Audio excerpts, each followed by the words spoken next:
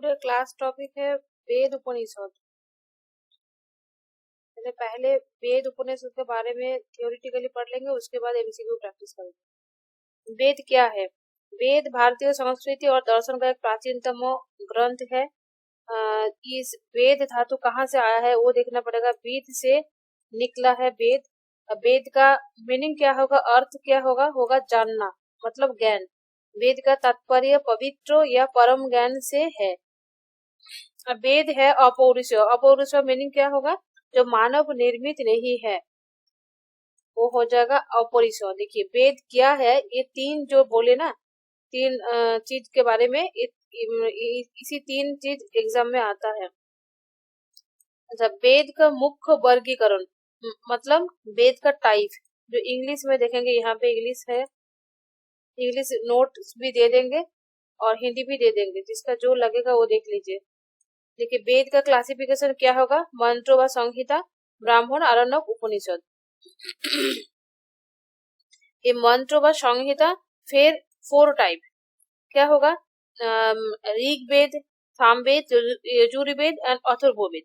तो ऋग संहिता, साम संहिता, यजुर्वेद संहिता, अथर्ववेद संहिता, 4 टाइप होगा। और ऋग्वेद, सामवेद, यजुर्वेद और अथर्ववेद कैसे याद रखिए। देखिए ऋग्वेद मतलब यहाँ पे क्या होता है, यहाँ पे स्तुतियां समर्पित करता है ब्राह्मणगण। और सामवेद में क्या होता है, अनुष्ठानों के लिए एक गाना गाते हैं। और यजुर्वेद होगा योगों के लिए एक गद्य मंत्र पढ़ना। और अथर्ववेद होगा दैनिक जीवन का समस्याओं के लिए समस्या से निकालने के लिए एक व्यावहारिक ज्ञान है अथर्ववेद। ब्राह्मण में क्या, यह योग और अनुष्ठानों की विधि और महत्व को समझाने वाले एक ग्रंथ। आरण्यक में क्या है, जंगलों में रहने वाले ऋषियों द्वारा किया गया दार्शनिक चिंतन आरण्यक। और उपनिषद होगा आत्मा और ब्रह्म व परम जो सत्य और मोक्ष व मुक्ति पर दार्शनिक विवेचना, मतलब आत्मा, परमात्मा, ब्रह्म, इसके बारे में जो आलोचना वो हम लोग उपनिषद में पढ़ाई किए।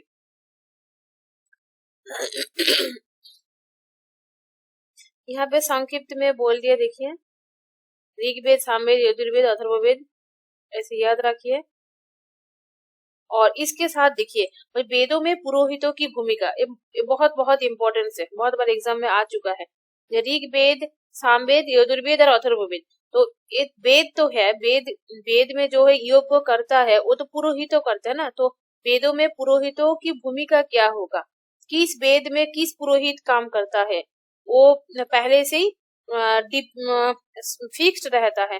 जैसे होता, उद्गाता, अध्वर्यु, ब्रह्म। तो होता होगा क्या, होता का काम क्या देख लीजिए। होता का काम होगा पाठ करना, मंत्र पाठ करना और स्तुतियों को पाठ करना। तो इसलिए ऋग्वेद के साथ कनेक्ट क्या होगा, जो ब्राह्मण वो हो जाएगा, वह पुरोहित वो हो जाएगा होता। और सामवेद का पुरोहित होगा उद्गाता। यजुर्वेद का जो काम करता है वो होगा अध्वर्यु। और अथर्ववेद का होगा ब्राह्मण। अच्छा, होता का काम क्या होता है, देखिए यहाँ पे मंत्रों और स्तुतियों पाठ करना। उद्गाता क्या करता है, सामवेद का जो मंत्रों अर्थात गाना वो गाता है। और अध्वर्यु यजुर्वेद का जो योग है ना, वो योग को मंत्रों के साथ संपन्न करता है। और ब्रह्मा क्या करता है, होता, उद्गाता, अध्वर्यु तीनों को एक साथ देखभाल करता है। आप लोगों के पास क्लियर आवाज जा रहा है ना? आ रहा है। देखिए वेद तो पढ़ा क्या, वेद के बाद 2 टाइप होता है, ठीक है। कैसे, एक होगा वेद जो कर्म कांड और एक होगा ज्ञानोकांड। तो कर्म कांड में क्या होता है, कर्म का जो भाग है। और ज्ञानोकांड में क्या होता है, वह ज्ञानों के बारे में जो कहानी है। तो कर्म कांड क्या, वो हो मीमांसा दर्शन के साथ। और ज्ञानोकांड होगा उपनिषद अर्थात वेदांतों के साथ। ये भी एग्जाम में आया है। वेदांत दर्शन अर्थात उपनिषद क्या है, वेद का किस पाठ होगा, वो हो जाएगा ज्ञानोकांड। वज्ञानोकांड।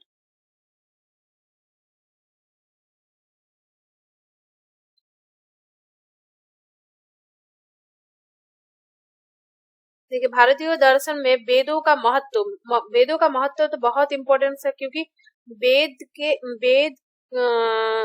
के ऊपर निर्भर करता है, अर्थात वेद से निर्भर करते हुए दो टाइप हुआ है भारतीय दर्शन।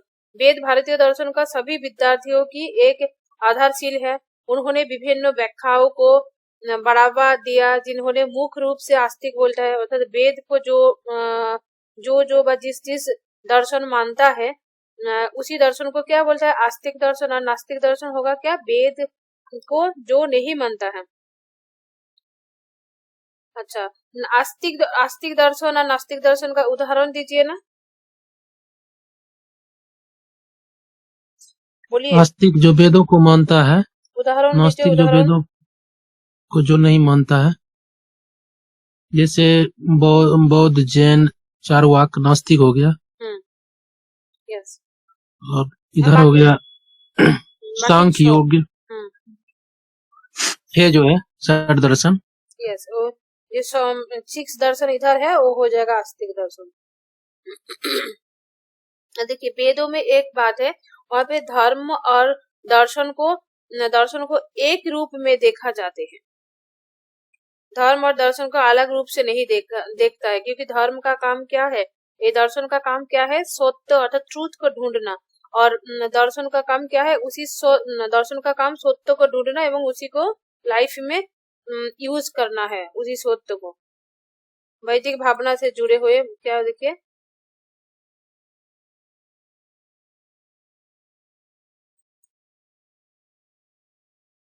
कहीं पे यहाँ पे लिख दिए, देख लीजिए आप लोग, लिखा हुआ होगा कभी भी, कहाँ पे। देखिए, ये इम्पोर्टेंस है, ब्रह्म और आत्मा का स्वरूप। उपनिषदों के दर्शन का मूल तत्व ब्रह्म है, तो ब्रह्म के बारे में पढ़ते हैं उपनिषद में, परम ब्रह्म अर्थात आत्मा के बारे में पढ़ते हैं। तो यहाँ पे उपनिषद में ब्रह्म और आत्मा, व्यक्तिगत आत्मा का गहन विश्लेषण है। इनके बीच के संबंध पर ही उपनिषदों की शिक्षा आधारित है। अद्वैत क्या होगा, अद्वैतवाद। यहाँ पे देखिए, अद्वैतवाद में क्या पढ़ता है, छांदोग्य उपनिषद एक बहुत बहुत इम्पोर्टेंस है। तत्तम असि अर्थात तुम वही हो, वही है, मतलब तत्तम असि, इसी बात और इसी महावाक्य कहाँ पे है, छांदोग्य उपनिषद। अच्छा, आप लोग कैसे बोलते हैं छांदोग्य उपनिषद को, बोलिए ना, आप लोगों का प्रोनाउंसिएशन। छंदोग्य उपनिषद। अच्छा, छांदोग्य उपनिषद। तो छांदोग्य उपनिषद में तत्तम ओसी अर्थात तू वही हो, वही है, ये जो महावाक्य है वह लिखा हुआ है, बहुत इंपॉर्टेंस है। इसी महावाक्य कहाँ पे है, किस उपनिषद में लिखा है, हो जाएगा छांदोग्य उपनिषद। और मोक्ष के मार्ग, देखिए, जो आत्मा साक्षात्कार के लिए, आत्मा साक्षात्कार मतलब क्या है, जो हम लोग जो आपका अंदर एक अलग आत्मा है, मेरा अंदर एक अलग आत्मा है, तो इसी अलग अलग आत्मा ना सब एक ब्रह्म का ही पार्ट है, मैं ब्रह्म ही है। तो यही बोले जे हम लोग जब हम लोगों का यही सोच आता है जे हम लोग ब्रह्म है, सब लोग एक है, आप हम सब मुझे सब लोग एक है, तब क्या हो जाएगा, जो ब्रह्म से अलग नहीं है, अद्वैत हो जाएगा, एक हो जाएगा। इसको ही बोलते हैं जो आत्मा साक्षात्कार। केनोपनिषद केवल क्या लिखा है, देखिए, आत्मनिरीक्षण और प्रश्नों को अज्ञानता से परे जाने का साधन मानता है।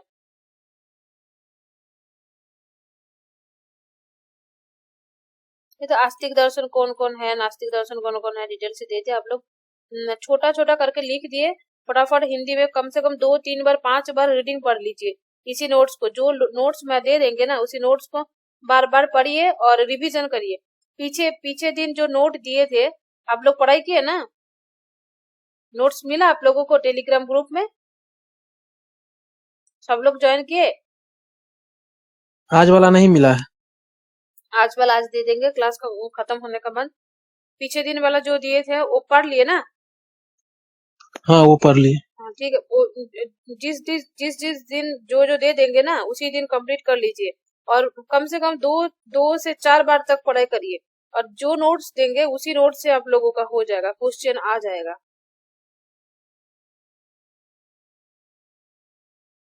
ये तो पहले ही बोल दिए, दर्शन और धर्म का समन्वय मतलब एकता देखता है, मोक्ष पर ध्यान देता है। तपस्या और त्याग के बारे में भी उपनिषद में बोले।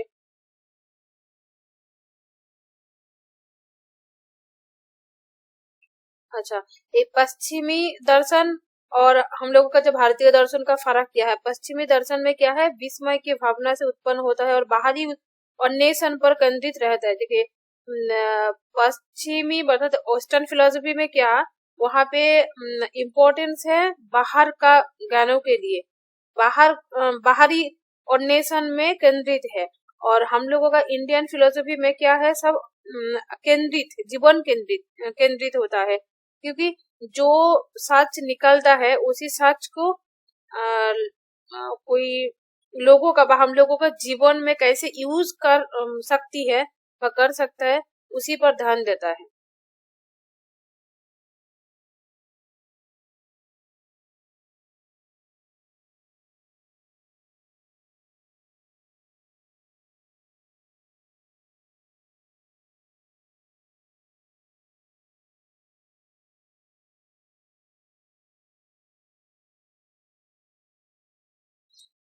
ये इम्पोर्टेंस है जो उपनिषद की उत्पत्ति, उपनिषद में उत्पत्ति और दृष्टिकोण, मतलब देखिए उपनिषद में हम लोगों का जो जगत है, वर्ल्ड है, कैसे उत्पन्न हुआ, इसके बारे में लिखा हुआ है, और बहुत ही इम्पोर्टेंस है। इसका एक इवैल्यूएशन है, ठीक है, तो इवैल्यूएशन कैसा हुआ देख लीजिए। उपनिषद वेदों का अंतिम भाग है, और इन्हें आरण्य को अर्थात वन ग्रंथों को पूरक माना जाता है। यह ब्राह्मण ग्रंथों को कर्मकांड प्रधान दृष्टिकोण, अच्छा तो दो भाग किया, कैसे भाग किया वही बोले। मेन भाग है मंत्र संहिता ब्राह्मण आरण्यक उपनिषद, लेकिन बाद में ये तीनों लास्ट तीनों के एक साथ एक नाम दिया और फास्ट को एक नाम दिया, दो टाइप माना जाता है।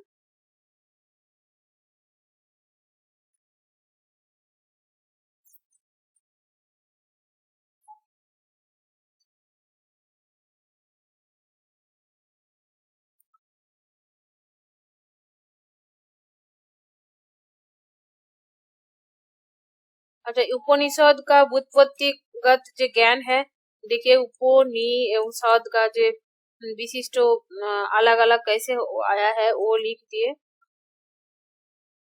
थोड़ा नोट्स को मैं और भी शॉर्ट कर देंगे, फिर कुछ कुछ है जो नहीं पढ़ने से भी हो जाएगा, आप लोगों का टाइम बच जाएगा, तो इसके ऊपर मैं थोड़ा और एडिट करके देंगे। उपनिषद में प्रमुख जो विषय है, देखिए ब्रह्म, आत्मा, कर्म, संसार और मोक्ष के बारे में हम लोग पढ़ते हैं। देखिए चार्वाक दर्शन में क्या पढ़ाई किए थे, चार्वाक दर्शन में ब्रह्म के अर्थात गॉड के बारे में वो लोग स्वीकार नहीं किए। आत्मा, कर्म, पुनर्जन्म, इस सब कुछ को चार्वाक दर्शन अस्वीकार किए थे, लेकिन उपनिषद में सब कुछ ब्रह्म, आत्मा, कर्म, संसार और मोक्ष के बारे में बहुत इम्पोर्टेंस है, और इसको बहुत मानते भी हैं।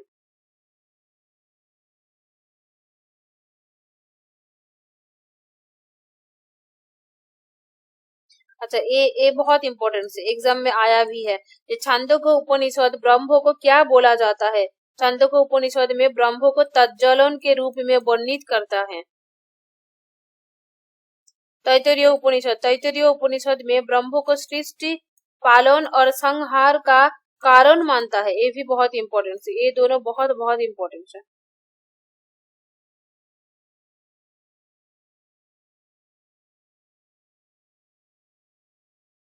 ये विकास के बारे में पहले जो बोले ना, जे उपनिषद, ये उपनिषदों का ब्रह्मांडीय विकास दृष्टिकोण, मतलब ये हम लोगों का जो जगत है व ब्रह्मांड है कैसे विकास हुआ है, ये विकास के बारे में उपनिषद में जो लिखा है वो देख लीजिए। जो उपनिषद में विकास कैसे कैसे हुआ, एक स्टेप बाय स्टेप हुआ। इस जो स्टेप बाय स्टेप व्याख्या क्या है उसमें क्या है, जे 5 टाइप का कोष के बारे में बताया। क्या यह विकास पंचकोश अर्थात 5 आवरण है। क्या क्या है, अन्नमय कोश, प्राणोमय कोश, मनोमय कोश, विज्ञानमय कोश और आनंदमय कोश। ठीक है, और ये जो सीक्वेंस है बहुत इंपॉर्टेंट है। जी पंचकोश क्या क्या है, क्वेश्चन आ सकते हैं, और पंचकोश का नाम क्या है और किस कोश में किसके बारे में बताया। देखिए, अन्नमय कोश मतलब यहाँ भौतिक आवरण, अन्न मतलब भौतिक आवरण, यहाँ अर्थात जड़ वस्तु, यहाँ पे प्राण नहीं है। ठीक है, मुझे जैसे ब्रह्मो कैसे सृष्टि हुआ, देखिए ब्रह्मो सबसे पहले, ठीक है, सबसे पहले है ब्रह्मो। उसके बाद क्या है, अगर हम लोग सोचे जो ऊपर आकाश है ना, आकाश के ऊपर क्या है, भगवान है, ऐसे सोचते हैं ना, जो अल्लाह है ऊपर, तो ये आकाश है, पहले सोच ली ये ब्रह्मो। ठीक है, ब्रह्मो सबसे ऊपर गॉड बा ब्रह्मो है, उसके नीचे क्या है, आकाश है। आकाश के नीचे क्या है, आकाश में क्या रहता है, वायु है अर्थात पवन। उसके नीचे क्या होगा, वायु पवन से क्या है, बारिश होता है ना, जल। ठीक है, जल के बाद होगा आपका पृथ्वी, पृथ्वी का क्या हो जाएगा, जल से उसके बाद 4th नंबर जो स्टेप है वो हो जाएगा स्थल अर्थात पृथ्वी। यहाँ पे लिख दिए, देखिए वायु से अग्नि, अच्छा अग्नि को मैं स्किप कर गया था।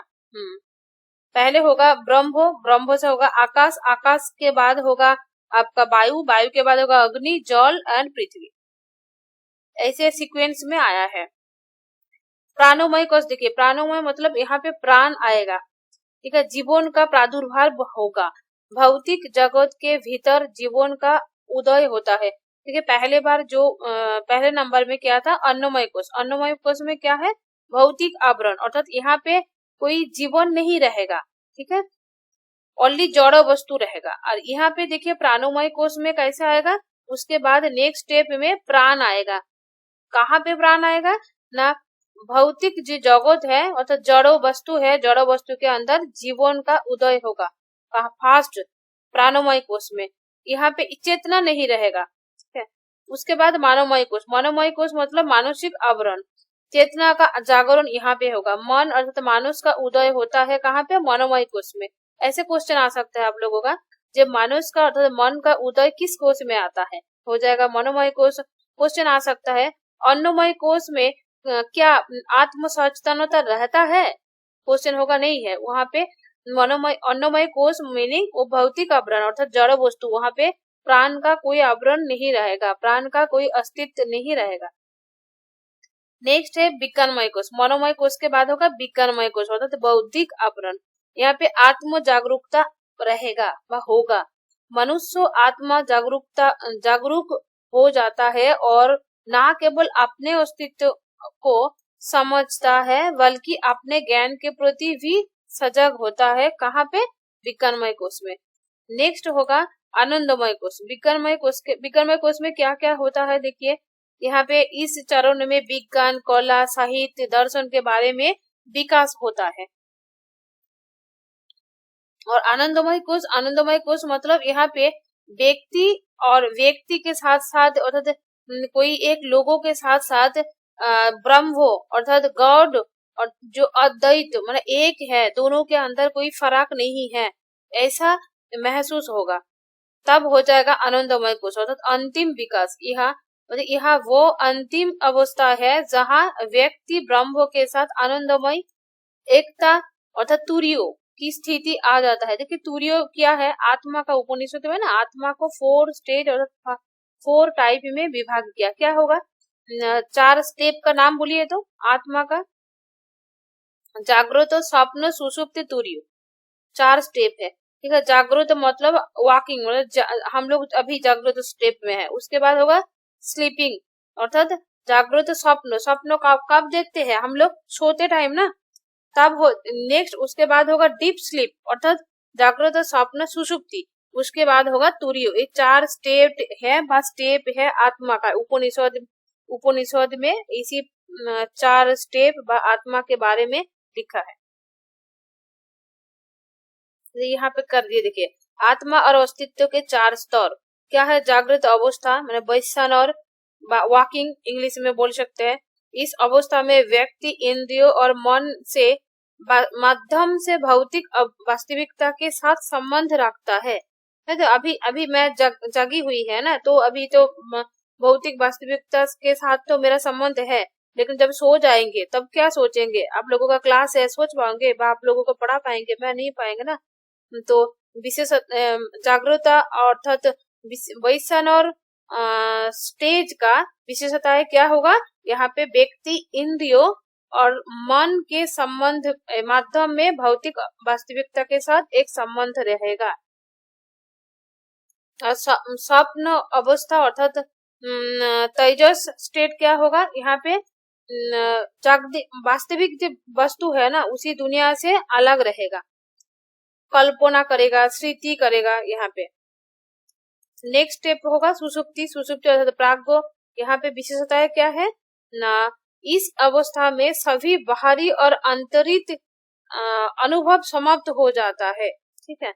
और नेक्स्ट स्टेप हो जाएगा तुरियो। यहाँ पे ब्रह्म और आत्मा, मैं और मेरा ब्रह्म व गॉड, वो हम दोनों एक है ऐसा महसूस हो जाएगा, ऐसा फीलिंग्स आएगा, तब हो जाएगा आत्मा का मेरा तुरियो स्टेट। अच्छा, ओम, आप लोग ओम बोलते हैं ना, लिखते हैं ना, हिंदू धर्म का लोग है ना आप दोनों? हाँ, तो ओम तो बोलते, ओम कहाँ से आता है, कैसे? देखिए, ये आत्मा का जो 4 स्टेप है ना, यहाँ पे ओम को कैसे बोल दिए। देखिए, ओ मतलब जागृत अवस्था, ओम वह जो है ना, उसका मतलब स्वप्न अवस्था, मोह जो सुषुप्ति अवस्था, और मौन हो जो तुरीय अवस्था। ओम को कैसे आत्मा का 4 स्टेट में व्याख्या कर दिए, ये व्याख्या उपनिषद में है। तुरीय अवस्था ओम में नहीं ना आता है? क्या तुरीय अवस्था? वो तो ओम तुरीय अवस्था में तो, तुरीय अवस्था में मौन तुरीय आत्मा का पारलौकिक पहलू आ जाएगा, तब क्या होगा? ओम में तो उधर 3 ही अवस्था हो जाता है ना। मैं आपको ना इंग्लिश वर्जन का बुक पीडीएफ दे देंगे, डिटेल्स पढ़ लीजिए, और इसमें जो दिए ये देख लीजिए। ओंग स्पेलिंग बोलिए तब पहले। स्विच दे दो। ओ उ ओम मो, ओ दुर्गऊ मो, तीनों। तो ओम तो यही तीनों में आ गया ना। वहाँ पे तीनों आ गया। यहाँ पे तो मौन मतलब यहाँ पे मौन आम का पारलौकिक पहलू जो आत्मा के वास्तविक स्वरूप का प्रतीक है। अच्छा, तुरीय के बाद ओम करने के बाद ये तुरीय अवस्था में चला जाता है ना। तुरीय अवस्था में आ जाता है। आत्मा देखाते देख रही है तो आत्मा परवर्तन।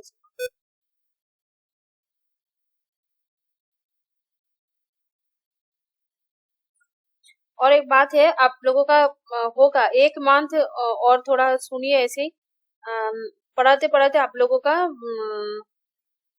देखिए, मैं ऐसे बात करती है, लेकिन हिंदी हिंदी में ऐसे नहीं, ज्यादा नहीं पढ़ाया, मैं बहुत कम ही पढ़ाया मेरा सब्जेक्ट में। तो थोड़ा टाइम दीजिए, मेरा बात आप लोग भी समझ जाएंगे। प्रॉब्लम हो रहा ना आप लोगों का?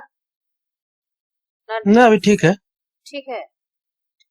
हाँ, मैं तो कोशिश करती है जो और बेहतर कैसे होगा, तो जितना हो सके हमको इम्प्रूव करके आप लोगों के लिए तैयार होना पड़ेगा।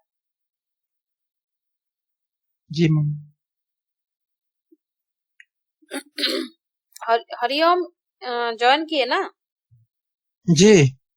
अच्छा, आप ही बात कर रहे हैं मेरे साथ? जी जी। और बाल गोविंद क्या कर रहा है, वो बात क्यों नहीं की?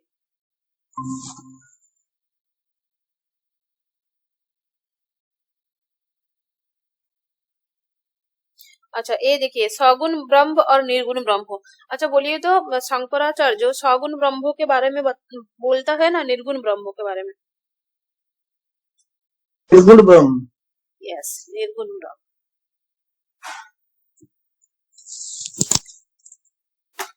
और सगुण ब्रह्म के बारे में बोलता है क्या? कौन? शंकराचार्य छोड़ के सब लोग की सगुण ब्रह्म के बारे में विश्वास करता है।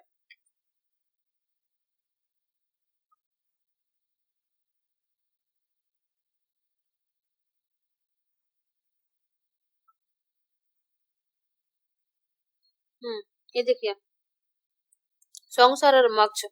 संसार क्या है, संसार और मोक्ष क्या है, ये फर्क करना पड़ेगा। उसके बाद देखेंगे कर्म, उसके बाद देखेंगे पुनर्जन्म। ठीक है, संसार क्या है, जो उपनिषदों के अनुसार जन्म और मृत्यु का चक्र संसार कहलाता है। मतलब उपनिषद में जो उपनिषद के अनुसार, ठीक है, मैं मेरा अनुसार बा दूसरा बुक के अनुसार नहीं बोल रही हूँ, उपनिषदों के अनुसार जन्म और मृत्यु का चक्र, जैसे बोले ना हम लोग जो काम कर रहे हैं ना, उसी काम का फल आपको लेना पड़ेगा। नहीं तो अगर इसी जन्म में आपका फल नहीं कंप्लीट होगा तो दूसरा जन्म लेना पड़ेगा। तो ऐसे उपनिषद में जन्म और मृत्यु का जो चक्र संसार कहलाता है। यह बंधन भौतिक जीवन की पीड़ा और कष्टों का कारण है। ये बंधन कैसे है ना, ये बंधन भौतिक जीवन की पीड़ा और कष्ट है। देखिए मैं एक बात बोलती हूँ, मैं हॉस्टल में बहुत पहले से हॉस्टल से पढ़ाई किया, हॉस्टल में रहती थी पहले।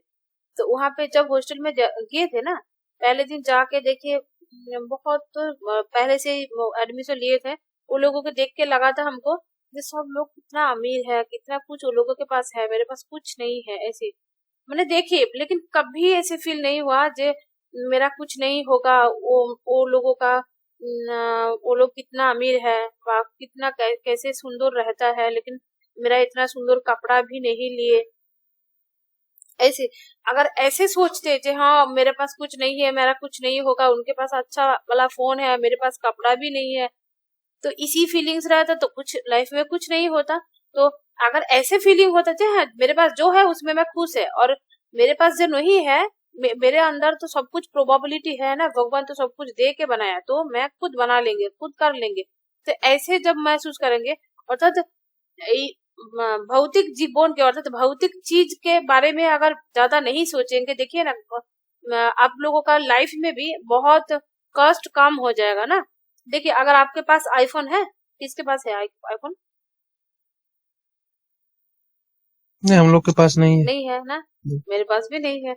अगर हम लोग अभी रोना स्टार्ट करें जो मेरे पास नहीं है, उन लोगों के पास कितना है, तो क्या होगा? भौतिक चीज पर नहीं है, मेरा कभी भी नहीं था। ऐसे सबको नहीं होना चाहिए।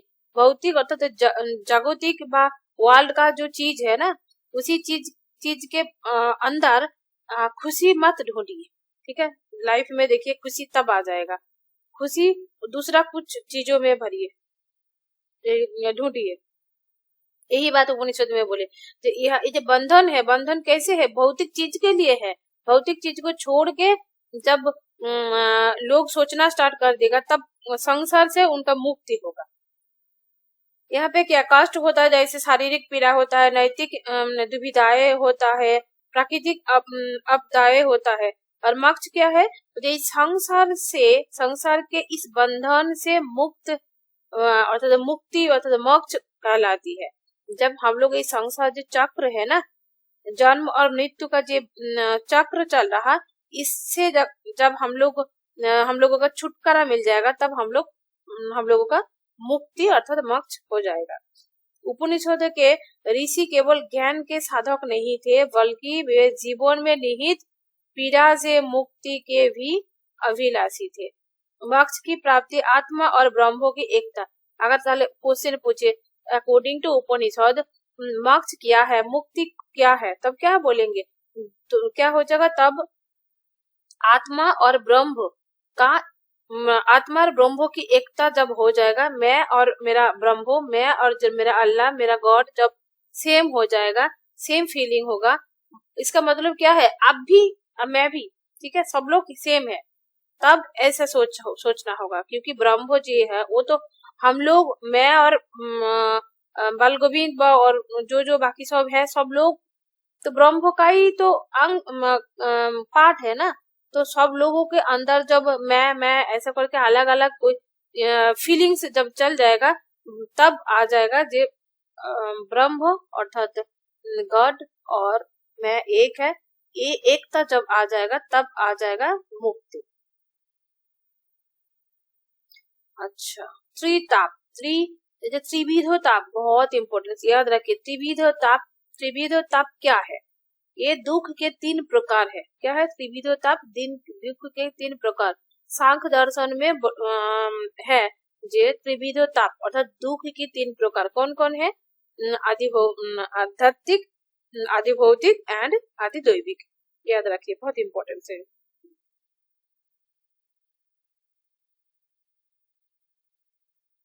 अच्छा, नेचुरल इविल और मोरल इविल क्या है?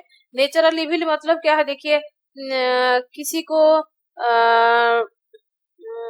शारीरिक पीड़ा, अगर आपका शरीर में चोट लग जाए, ऐसा कुछ जो नॉर्मल होता है ना, उसको बोलता है नेचुरल इविल। मोरल इविल क्या है? जैसे मनुष्यों की स्वतंत्र इच्छा शक्ति। मोरल इविल किन लोगों का होता है? देखिए, आपके अंदर एक प्रोबेबिलिटी, आपके अंदर चूज करने का एक क्षमता है। आप किसी का फोन चुरा भी सकते हैं, किसी का फोन नहीं भी चुरा सकते हैं ना। आपका इच्छा के ऊपर डिपेंड करेगा, आप फोन किसी का चुराएंगे क्या नहीं चुराएंगे। और कोई गवादी, जैसे गाय, आपका घर में गाय है ना, भैंस है ना, तो भैंस का इस शक्ति है चूज करने का? नहीं है ना, नहीं है। तो वो मोरल इविल के अंदर नहीं आएगा। मोरल इविल के अंदर कौन आएगा? मोरालिटी, नैतिकता किन लोगों का नैतिकता विचार करती है? कोर्ट में जाते हैं किन लोग? मनुष्य जाते हैं ना। अगर देखिए, आपका आप है रास्ता के ऊपर, रास्ता का साइड साइड जा रहे हैं ना, मैं जाके क्या क्या आपका धक्का मार दिए, कुछ खराब कर दिया, आपको गाड़ी टूट दिए, तब क्या है? आप डायरेक्ट तो मेरे ऊपर ये करेंगे ना, क्या हमको बोलेंगे, कम से कम 2-5 लोगों को लेके बोलेंगे जी हमको ऐसे मेरा नुकसान कर दिए। लेकिन अगर किसी का गाय रास्ता में जाएगा, अगर आपका पीठ में जोर से एक मार देगा, तो क्या है? गाय को लेके आप जाएंगे केस करने के लिए कोर्ट पर? नहीं जाएंगे ना। तो नैतिकता मनुष्य का ऊपर होता है।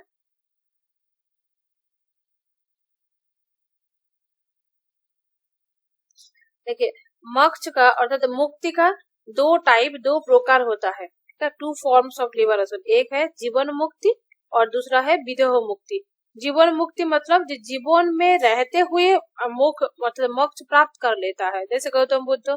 और विदेह मुक्ति क्या है? वो शारीरिक मृत्यु के बाद प्राप्त होता है जो मोक्ष, वो हो जाएगा विदेह मुक्ति।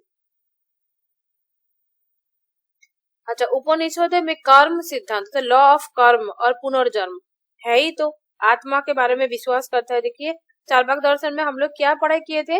आत्मा के बारे में क्या बोले थे? चार्वाक दर्शन आत्मा को अलग से स्वीकार किए थे? नहीं किया था ना चार्वाक दर्शन में। तो इसलिए चार्वाक दर्शन में आत्मा के बारे में भी कुछ नहीं डिस्कस, इतना कुछ नहीं था। आत्मा के वो लोग स्वीकार नहीं किया और स्वीकार किया, तो आत्मा के जब अस्वीकार किया तब तो लॉ ऑफ कर्म तो नहीं रहेगा, पुनर्जन्म भी नहीं रहेगा, क्योंकि आत्मा अगर नहीं रहेगा तो आत्मा का फल ही तो, देखिए मैं एक आत्मा हूँ, मैं जो काम कर रही हूँ इसका फल तो हमको मिलेगा। अगर चार्वाक दर्शन बोले आत्मा ही नहीं है तो काम का फल कौन लेगा? और पुनर्जन्म भी कैसा होगा? नहीं है। लेकिन उपनिषद में आत्मा के बारे में डिटेल्स बोले हैं, आत्मा है, और इसलिए लॉ ऑफ कर्म भी मानता है और पुनर्जन्म भी है। उपनिषद का अंतिम ज्ञान क्या है? मुझे ब्रह्मोज्ञान या आत्म साक्षात्कार। लॉ ऑफ कर्म के बारे में बोलते हैं। और यहाँ पे पहले और एक देख लीजिए, जे हम लोग तो आत्म साक्षात्कार अर्थात गॉड और ब्रह्मो, जो भी बोले, गॉड नहीं बोलना चाहिए। उपनिषद जब पढ़ेंगे गॉड ना बोल के ब्रह्मो बोलना सही है। ब्रह्म और मैं एक है, ऐसे आत्मा और ब्रह्म का जो आत्मा साक्षात्कार होगा, क्या कब होगा? ये होना बहुत कठिन काज है, तो ये कठिन काज भी होगा। 3 स्टेप मानना पड़ेगा। क्या क्या है? देखिए, ब्रह्म ज्ञान प्राप्त करने के लिए 3 चरण है, 3 स्टेप है। एक होगा श्रवण, दूसरा मनन और 3 होगा निधिध्यासन। तो श्रवण क्या है? एक योग्य गुरु से महावाक्य को अर्थात महान वाक्य को सुनना, जैसे तत्तम असी, ठीक है, तू वही है, यही वाक्य। और दूसरा है मनन, अर्थात इन वाक्यों के गहन अर्थ को समझाने के लिए चिंतन करना। और निधिध्यासन होगा ध्यान द्वारा यह अनुभव करना कि ब्रह्म ही समस्त अस्तित्व की एकमात्र वास्तविकता है। ठीक है, तो इस 3 चरण में हम लोग ब्रह्म ज्ञान प्राप्त कर सकती है।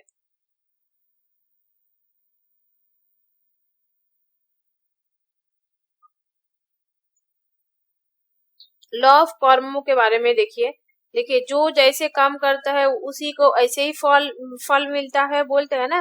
तो जो आत्मा जो काम करेगा इसी जन्म में अगर उन लोगों का फल नहीं मिलेगा तो दूसरा जन्म में भी मिलना पड़ेगा। तो काम का जो फल है वो लेना ही पड़ेगा। तो जो जैसे काम करे उसका कारण है तो कार्य मिलेगा। तो कारण क्या काम करे और फल ऐसे उनको फल उसी को वही तरह मिलेगा। और देखिए कर्म के प्रकार और उनके परिणाम। कर्म का कितना प्रकार है? सकर्म और दुष्कर्म। सकर्म क्या है? गुड इविल है, सुख और समृद्धि का कारण बनते हैं। और दुष्कर्म देखिए सकर्म और दुष्कर्म यहाँ पे क्या ट्रांसलेट किया ना, ये थोड़ा अलग हो गया। अच्छा सुनिए ना आप लोग, कर्म को 2 टाइप तो बोलते हैं, क्या क्या बोलते हैं? सकर्म और क्या बोलते हैं हिंदी में? अकर्म। अकर्म। ये दुष्कर्म नहीं होगा, ये ट्रांसलेशन में गंडगोल हो गया। ठीक है, दुष्कर्म नहीं, यही मेरा मन में हो रहा, इविल तो नहीं होगा। मतलब ये है जो काम करने के बाद फल के लिए आशा करता है वो हो जाता है सकर्म। और अकर्म क्या होगा? जिसमें फल के लिए कुछ नहीं सोचेगा। काम करना हम लोगों का एथिक्स है, वह काम करना चाहिए इसीलिए काम कर रही है। ठीक है, फल का आशा नहीं करेगा, वो हो जाएगा अकर्म। गीता में भी है, गीता में सकर्म और अकर्म में व्याख्या है। यहाँ पे हिंदी पीडीएफ में मैडम एडिट कर दीजिएगा। मास्ट भी पीडीएफ में, और एक बार पूरा पीडीएफ को देख के मास्ट एडिट कर देंगे। और थोड़ा थोड़ा कुछ एक्स्ट्रा हो गया वो भी ये एडिट करके बाद दे देंगे, क्योंकि आप लोगों का टाइम भी कीमती है।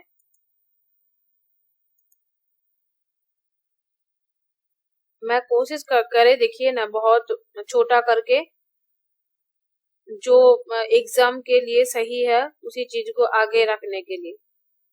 पुनर्जन्म के बारे में भी विश्वास करता है, ज्यादा इतना अंदर जाके पढ़ने का भी जरूरत नहीं है।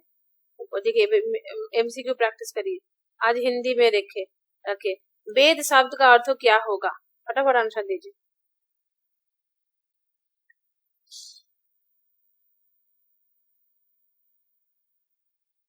क्या होगा?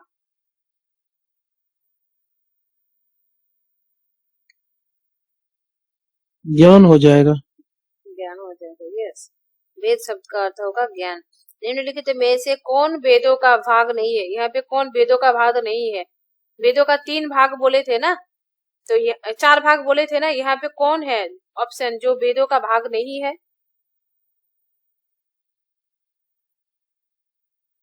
उपनिषद।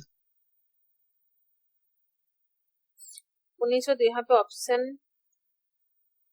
एक से अधिक होगा। नहीं है, अरे एक से अधिक ऑप्शन नहीं है। मंत्र व संहिता, ब्राह्मण, आरण्यक, उपनिषद, वेद का 4 भाग है, पुराण नहीं है। वेद का 4 भाग है ना। 1 नंबर क्या है? 1 नंबर मंत्र व संहिता, ठीक है, 1 नंबर मंत्र व संहिता, 2 नंबर ब्राह्मण, ठीक है, 3 नंबर क्या है? आरण्यक, 3 नंबर आरण्यक, और 4 नंबर होगा आपका उपनिषद। ठीक है, 4 नंबर होगा उपनिषद, पुराण नहीं है। आप लोग ध्यान से पढ़िए, बहुत पढ़ना पड़ेगा, ये गलती नहीं करना चाहिए, ये तो बहुत सहज चीज है। आत्मा की किस अवस्था में बाह्य और आंतरिक वस्तुओं अनुपस्थित होती है? देखिए आत्मा का किस अवस्था में बाह्य और आंतरिक, अगर बोले कि बाह्य वस्तु का उपस्थित होता है किस चीज में? जागृत अवस्था में। और आत्मा का बाह्य और अंतर वस्तुओं का अनुपस्थित रहता है, हो जाएगा आपका गहरी नींद अथवा सुषुप्ति में। और सपनों में क्या होगा? सपनों में ये लोग कल्पना करता है, इमेजिन करता है दूसरा चीज को। और तुरियों में क्या होता है? ये ब्रह्मो और आत्मा दोनों एक इसी तरह एक सोच आता है। ब्रह्म और आत्मा दोनों एक होता है तुरियो में। उपनिषदों का मुख्य विषय क्या होगा? अनुष्ठानों के नियम, आत्मा और ब्रह्म। जगह उपनिषद में हम लोग सबसे ज्यादा इम्पोर्टेंस क्या दिए ना, आत्मा और ब्रह्म के बारे में। उपनिषद शब्द का अर्थ क्या होगा? गुरु से दूर रहना, ये होगा अज्ञान का नाश करना। उपनिषद मतलब अज्ञान का नाश करना, ज्ञान प्राप्त करना। मांडुक्य उपनिषद में क्या चर्चा की गई है? अनुष्ठानों के नियम, आत्मा की 4 अवस्थाएं, धर्म और नैतिकता, सामाजिक एकता, कष्टों के कारण आत्मा की 4 अवस्थाएं। उपनिषद देखिए, आत्मा का 4 अवस्था का क्या नाम बोलिए ना, अभी बोले मैं। आत्मा का 4 अवस्था क्या है? जागृत बोलिए, जागृत, जागृत, सुषुप्त, जागृत, स्वप्न, तुरीयावस्था, स्वप्न, तुरीय, सुषुप्त। हाँ, जागृत, स्वप्न, सुषुप्ति, तुरीय। तो तुरीय। इसी जो 4 स्टेट है, 4 स्टेज है, ये कहाँ पे है लिखा? मांडुक्य उपनिषद। उपनिषद में तो पढ़ाई किए, लेकिन उपनिषद का तो 13 भाग है। 13 उपनिषद का मांडुक्य जो उपनिषद है, मांडुक्य उपनिषद में आत्मा का 4 अवस्थाएं चर्चा की गई है। कौन सा वैदिक संहिता संगीत के लिए प्रसिद्ध है? अच्छा, ऋग्वेद, सामवेद, यजुर्वेद और अथर्ववेद। ऋग्वेद में क्या होता है? ऋग्वेद में पुरोहित क्या करता है? ऋग्वेद का पुरोहित का क्या नाम है? बोले ना, ऋग ऐसे लिखेंगे, ये तो ऋग्वेद, तो इधर होगा होता, उद्गाता, अद्धर्जु, ब्रह्म, ऐसे लिख लीजिए। यह लिखे ऋग, साम, यजुर्वेद, अथर्ववेद, होता, उद्गाता, अद्धर्जु, ब्रह्म। तो ऋग्वेद का पुरोहित का नाम क्या है? होता। सामवेद का पुरोहित का क्या नाम है? बोलिए, मेरे साथ बोलिए, उद्गाता। यजुर्वेद का पुरोहित का क्या नाम है? होता, उद्गाता, अद्धर्जु। अथर्ववेद का पुरोहित का नाम क्या है? होता, उद्गाता, अद्धर्जु, ब्राह्मण नहीं, ब्राह्मण। तो यहाँ पे क्या होगा? तो ऋग्वेद में जो होता का काम क्या है? होता का काम है स्तुति वाक्य, अर्थात कोई कविता के तरह स्तुति करना। सामवेद में साम मतलब क्या है? सॉन्ग मतलब क्या है? गान, तो गाना। तो दंतस्व है, यहाँ पे क्या है? सामवेद में जो पुरोहित है उसका नाम है उद्गाता। उद्गाता क्या करता है? गाना करता है, ठीक है, मंत्रों को गाना के तरह गाता है। यजुर्वेद में क्या करता है? यजुर्वेद अंतस्थ तो योग में ही अंतस्थ है ना। तो यजुर्वेद में जो ब्राह्मण है वो योगों का पाठ करता है, योगों के लिए मंत्र पाठ करता है। और लास्ट जो होता, उद्गाता, अद्धर्जु, ब्राह्मण लास्ट में जो है वो तीनों टाइप का, तीनों होता, उद्गाता, अद्धर्जु, ब्रह्म, इस तीनों ब्राह्मण को देखभाल करता है। वो कौन है? ब्राह्मण ऊपर का जो तीनों पुरोहित है वो पुरोहितों को देखभाल करता है। और देखभाल मतलब उसका सेवा नहीं है, उसको नियंत्रण में करता है। जैसे हेड टीचर रहता है और बाकी सब टीचर काम करता है ना, ऐसे। 4 नंबर उपनिषदों के अनुसार आत्मा की अंतिम अवस्था क्या होगा? आत्मा का अंतिम अवस्था, आत्मा का 3 अवस्था है ना, जागृत, स्वप्न, सुषुप्ति, तुरीय। तो अंतिम अवस्था क्या हो जाएगा तब? तुरीय। महावाक्य तत्तमसि किस उपनिषद में संबंधित है? बहुत इम्पोर्टेंट है, छांदोग्य उपनिषद में है। उपनिषद में ब्रह्म के स्वरूप की कौन सी अवधारणा प्रस्तुत की गई है? क्या उपनिषदों में ब्रह्म के स्वरूप की कौन सी अवधारणा प्रस्तुत की गई है? जगह ब्रह्म गुणारहित और निराकार, निर्गुण और सगुण। क्या उपनिषद में ब्रह्म को 2 टाइप बोलते हैं ना, सगुण ब्रह्म, निर्गुण ब्रह्म। तो क्या हो जाएगा? 2 टाइप। नेति नेति यहाँ नहीं वहाँ नहीं पद्धति का उपयोग कहाँ किया गया है? ये हो जाएगा बृहदारण्यक उपनिषद। बृहदारण्यक उपनिषद में नेति नेति पद्धति का उपयोग क्या है? उपनिषद के दर्शन को क्या कहा जाता है?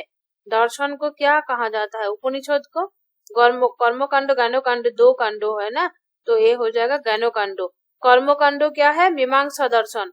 और ज्ञानकांडो क्या है? ज्ञानकांडो क्या है बोलिए? उपनिषद। उपनिषद क्या है? वेद का पाठ है, वेदांत। तो उपनिषद हो जाएगा ज्ञानकांडो। उपनिषदिक ब्रह्मांड विज्ञान में कौन कौन से विकासात्मक स्तरों का वर्णन किया गया है? उपनिषदिक ब्रह्मांड विज्ञान में कौन कौन विकासात्मक हुआ था ना, 5 स्टेप बोले थे ना। पंचकोश क्या था? पंचकोश वो हो जाएगा अन्नमय कोश, क्या उसके बाद प्राणमय कोश, मनोमय कोश, विज्ञानमय कोश एंड आनंदमय कोश। तो यहाँ पे क्या है? उपरोक्त सभी हो जाएगा। तो यहाँ पे देखिए अन्नमय कोश है, विज्ञानमय कोश, प्राणमय कोश, आनंदमय कोश, सब कुछ था। क्योंकि ब्रह्मांड विकास में 5 स्टेप व 5 स्तरों था। 5 स्तर का नाम क्या था? 1 नंबर बोलिए मेरे साथ, अन्नमय कोश। 2 नंबर है प्राणमय कोश। अन्नमय मतलब जड़ है ये। और उसके बाद प्राणमय मतलब प्राण आएगा यहाँ पे। उसके बाद मनोमय मतलब मन आएगा। उसके बाद होगा विज्ञानमय। उसके बाद होगा 5 नंबर में होगा आनंदमय कोश। ठीक है, आनंदमय कोश। अच्छा, किस उपनिषद में यह यज्ञ को अर्थहीन घोषित किया गया है? यज्ञ माने बोली देना, किसी को बलि देना को अर्थहीन घोषित किया है। ये हो जाएगा मांडुक्य उपनिषद। मांडुक्य उपनिषद में बलि देना को अर्थहीन घोषित किया गया है। उपनिषदों में ब्रह्म और आत्मा के संबंध को कैसे समझाया गया है? उपनिषदों में ब्रह्म और आत्मा के संबंध को कैसे समझाया गया है? ये होगा ब्रह्म और आत्मा एक ही है। क्या उपनिषद का मेन पार्ट क्या है? हम लोग इतना देर से पढ़ाई किया ना, आत्मा और ब्रह्म एक है, अर्थात आत्मा साक्षात्कार होता है। आत्मा साक्षात्कार मतलब ब्रह्म और आत्मा अर्थात मैं एक ही है, अलग नहीं है। जो तम ओसी, तुम वही है, मैं जो है तुम वही है। इसी है उपनिषद का मेन संबंध। आत्मा के बारे में हम लोगों का समझाया गया है। ठीक है, किसी का कुछ जगह पे प्रॉब्लम है तो बोलिए। आप लोग को नोट्स को मैं दे देंगे, नोट्स को अच्छा से पढ़िए, कम से कम 4-5 बार पढ़िए, रिपीट पढ़िए। और क्लास को रिकॉर्ड दे दिए ना? रिकॉर्ड मिला आप लोगों को ना? आप लोगों को देना भूल गया। रिकॉर्ड को मैं लिंक दे देंगे। जो क्लास हो रहा ना, रिकॉर्ड को कम से कम 3-4 बार सुनिए, स्पीड बढ़ा के सुनिए, जरूरत पड़े तो। स्पीड बढ़ाना आता है ना यूट्यूब में? जी हाँ, स्पीड बढ़ा के 3-4 बार सुनिए।